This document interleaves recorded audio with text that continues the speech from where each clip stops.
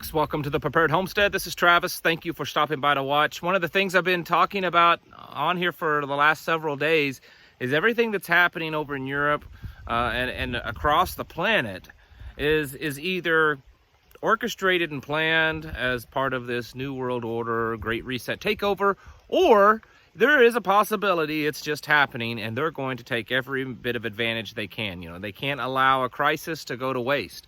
And so one way or the other, we're going to see more and more happen that's because of Russia to further and implement the Great Reset and the New World Order. And I want to point out a couple of things today that we're seeing happen that it should be as a warning for all of you. And it's about your money, and it's about that stuff that you put in your vehicle to make it run, the go-go juice.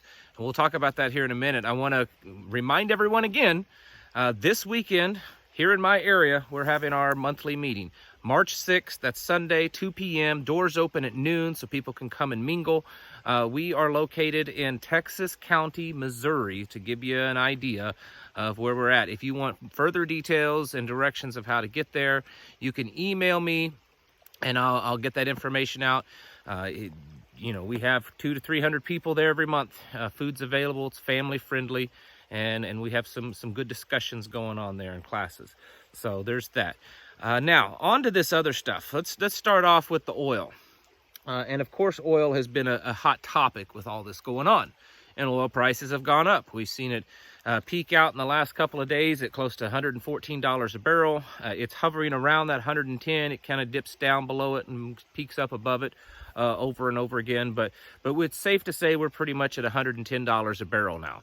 And I can remember just a couple of weeks ago, there was all this fear of it hitting $100 a barrel. Well, now we're at 110. And it's going to just keep going up. Well, this is important because as of right now, oil is probably the most important thing on this planet that keeps this planet moving. I mean, like it or not, it's true. Your car, your truck, trains, planes, boats, everything gets moved on crude oil at some point, you know, down the line. It's affecting everything. And so when there's shortages or when there's wars over it, or when major suppliers say we're not going to produce it anymore, it's something to take notice. And how I think it fits is part of this Great Reset plan is this fourth industrial revolution that they want to end us of all this energy independence and be, you know, on this green path where there's net zero carbon emissions and all that kind of stuff that sounds good off in the future when technology is caught up to that. But we're not ready yet. I mean, we just don't have the technology yet. And a lot of this technology that is, you know, paraded around as green is actually more harmful to the environment in the long run than just, you know, putting gasoline in your car. So it's all a way to manipulate and control, to take away freedom, to consolidate power and wealth. It's all of it. And what we're seeing happen is affecting that greatly. Obviously, you know, because it's something that's been talked about, but there's things going on that you may not be aware of. Number one, let's get this out of the way. The two largest exporters of crude oil on the planet, number one being Saudi Arabia. They're kind of like the kings of oil on this planet. And number two is Russia. Russia's the second largest. So between those two countries, they dominate the oil markets. And what they do has an extremely powerful voice when it comes to oil production. And, you know, here in America, we could be completely energy independent. We could produce all of our own. And if we did, you know, I would say, who cares? Who cares what Saudi Arabia and Russia does? We live off of our own. But we have an administration that won't do that. We've all complained about that, shutting pipelines down, you know, refusing to renew oil leases, not drilling and opening up new reserves and things like that. They're just not going to do it. And they want us to be dependent upon this global oil system so that it eventually brings us to our knees, because they want it done. And we're seeing that play out. Russia and Saudi Arabia, they've been buddying up. And, you know, the West has been trying to get Saudi Arabia to sign on to being all nasty and mean to Russia. And Saudi Arabia just isn't really interested in doing that. And apparently our own illustrious president has tried to encourage Saudi Arabia to kick up their oil production in the face of everything that's going on. And basically the Crown Prince said, I don't care what Joe Biden wants. I don't care if it's a misunderstanding. I don't care about him. He's not the one in charge of all the oil, so I don't care. And we're seeing OPEC Plus, which if you don't know what OPEC Plus is, OPEC is a lot of those Middle Eastern countries, the ones that are really producing a lot of oil. OPEC Plus is a new deal started a couple of years ago between Russia and Saudi Arabia to add Russia into OPEC in a way. And so Russia becomes another oil baron. And they're working out deals. They're talking. There's other smaller players in this, but there's certainly no evidence that the world is going to shut off their supply from Russia. And here we are as Americans. We're buying. At the last I checked, I think it was around 800,000 barrels that we're buying. We're buying about 7 to 8% of our oil supply as of last year comes from Russia. Doesn't have to be that way, but it is. And if Russia and Saudi Arabia continue to manipulate and control the markets, well, that's not going to be very good for us, folks. We're going to see prices most likely skyrocket. We're going to see dependency, and that's the key. I mean, for you and I, the first thing we see is, wow, it's going to hit our pocketbook.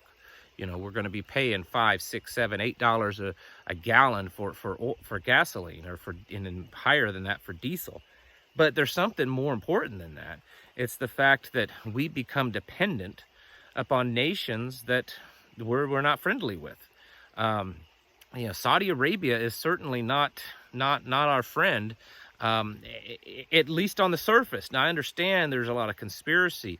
On the surface, they were the ones where all the 9/11 attackers come from. Many of you and myself know that there's a different story. But if that's the case, let's just take the story that they tell us. Well, why didn't we put all kinds of sanctions and stuff against Saudi Arabia? We didn't. And now we're doing it to Russia, and Russia and Saudi Arabia are basically they're getting in bed together, and we've got China that's very powerful, and between all of them and the multiple other smaller countries that are buddying up with that side, what we're seeing play out is a perfect roadmap for World War III. We're already seeing the battle lines being drawn, and in the end, it's really going to be over resources. That's what it's about now. That's what it boils down to. It's always about resources, and unfortunately, the United States is going to be on the losing side of that if we continue down this path of not producing our own, not choosing not to be independent, and being dependent upon people that on paper, according to the narrative, are the bad guys.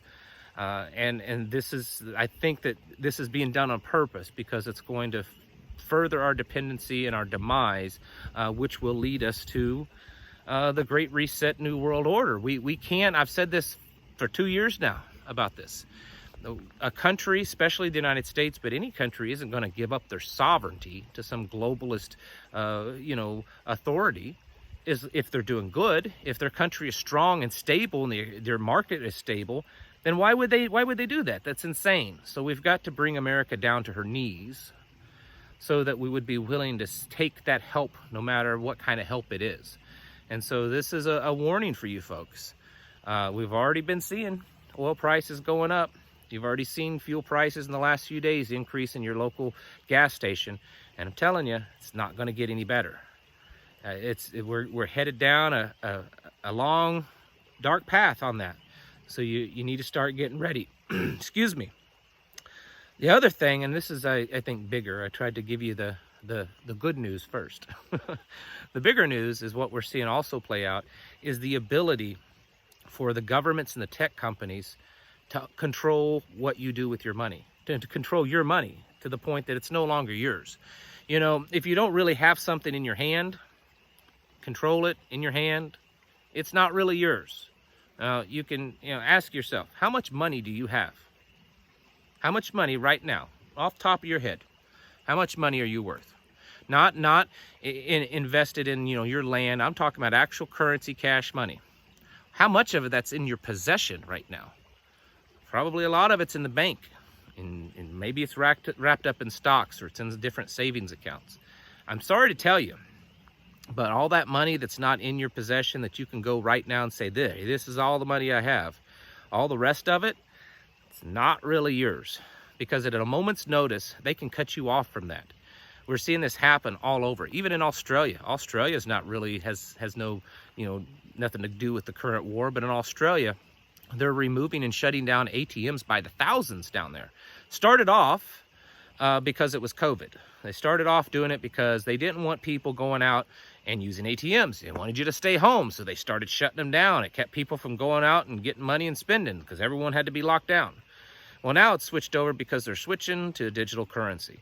And folks, let me tell you this, we already have the digital currency. We may not have the digital currency that they want us to use, that's completely controlled, but we already have it.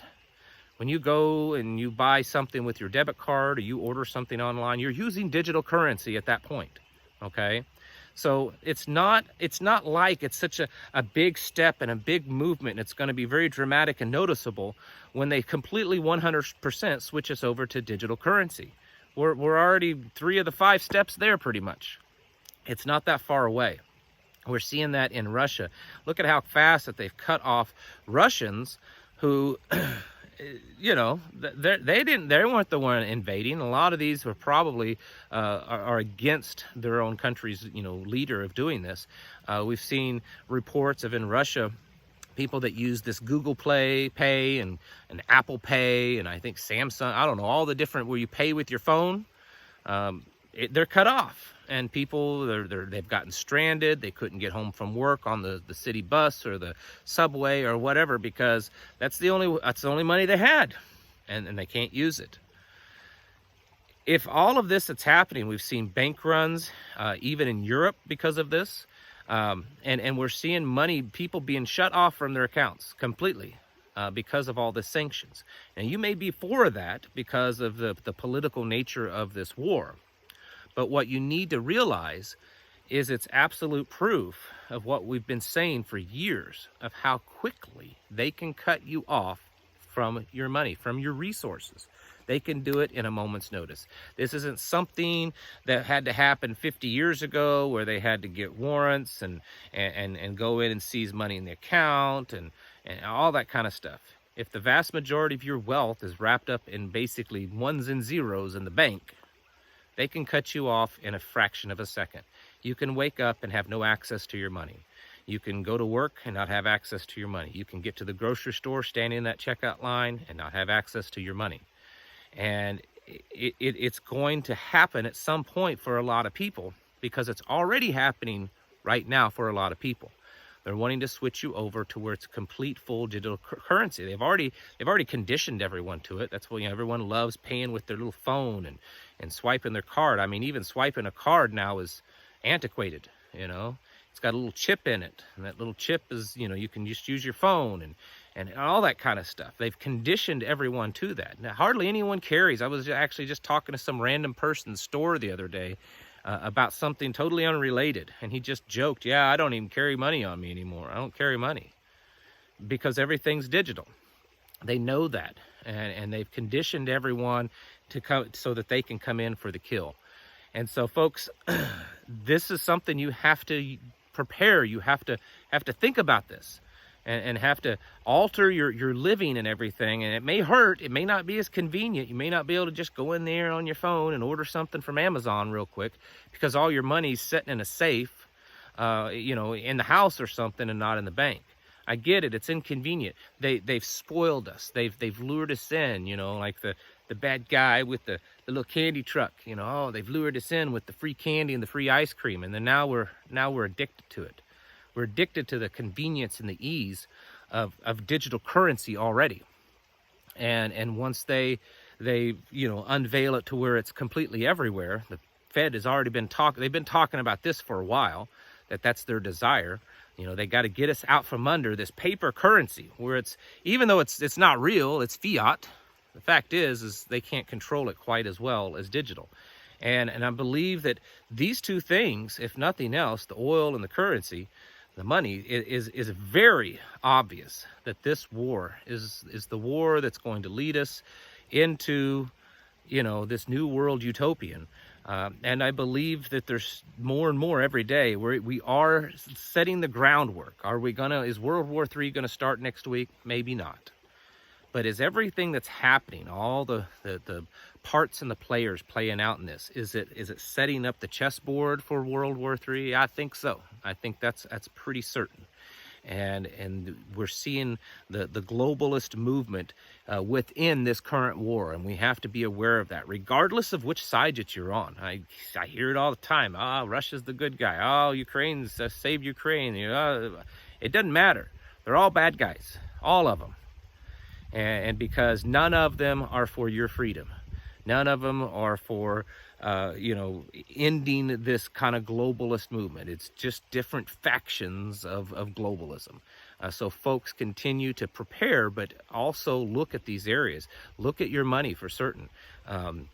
Figure out ways to secure it, the currency that you do have, because like I said, if it's in the bank, you might as well consider you not really owning that. You're just using it while they allow you to use it, because at any moment in time, they can cut you off. Look what they did to the truckers up in Canada and anyone that supported that. They just immediately, they could shut them off. Some of it's been given back and they've stopped that. But the point is at any moment in time, for any reason, they can shut you off. And how many things have you said online?